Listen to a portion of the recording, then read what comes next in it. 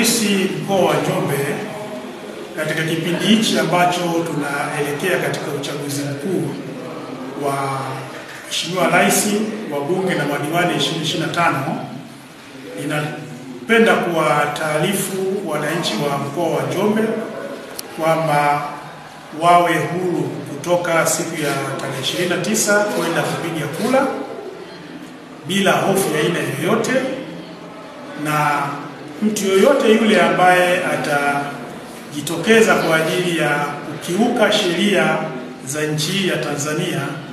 Jeshi la Polisi tumejipanga vizuri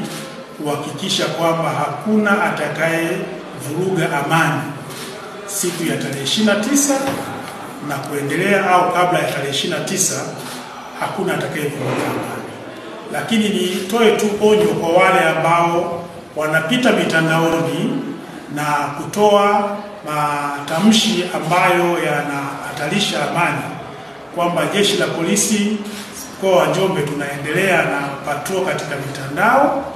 na yoyote atakayebainika basi atatiwa nguvuni na kufikishwa katika mikono ya sheria. Kwa ni waase wazazi pamoja na walezi wa vijana wakae na vijana kuwaelimisha juu ya madhara ambayo yatajitokeza kwa mtu atakapokuwa amekiuka sheria ya nchi hii, kwamba sisi kama Jeshi la Polisi tutamkamata na kumfikisha katika vyombo vya sheria.